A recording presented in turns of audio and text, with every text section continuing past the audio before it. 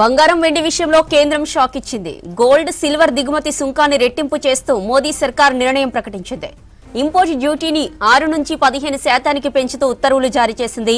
పెంచిన సుంకాలు ఇవాల్టి నుంచి అమల్లోకి వస్తాయని స్పష్టం చేసింది. అటు బేసిక్ కస్టమ్స్ డ్యూటీని 5 నుంచి 10% పెంచారు. అగ్రికల్చర్ ఇన్ఫ్రాస్ట్రక్చర్ సెస్ ను అదనంగా 5% పెంచింది మోదీ సర్కార్. ఇక ప్రస్తుతం రూపాయి విలువ భారీగా పతనమై డాలర్తో పోలిస్తే 95.75 దగ్గర నమోదుతో నిర్ణయం తీసుకుంటున్నట్లు విశ్లేషకులు అంచనా వేస్తున్నారు.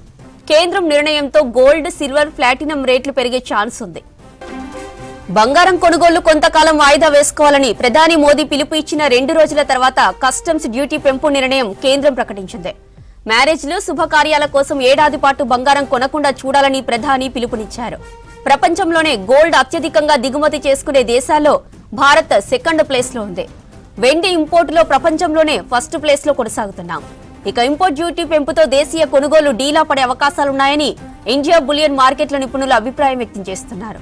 పశ్చిమాసియా ఉద్రిక్తతల ప్రభావంతో దేశ విదేశీ మారక నిల్వలపై ఒత్తిడి పెరుగుతున్న నేపథ్యంలో ఈ చర్య తీసుకున్నట్లు స్పష్టమవుతోంది.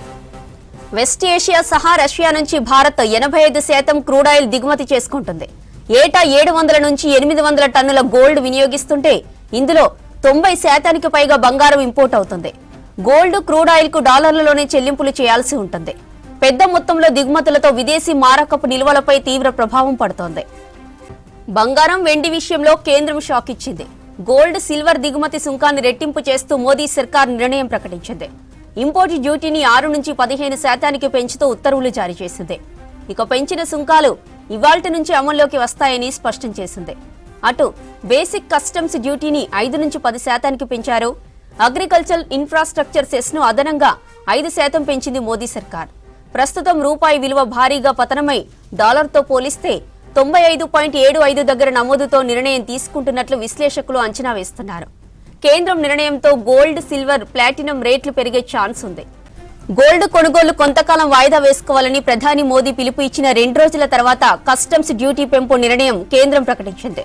మ్యారేజ్లు, శుభకార్యాల కోసం ఏడాది పాటు బంగారం కొనకుండా చూడాలని ప్రధాని పిలుపునిచ్చారు.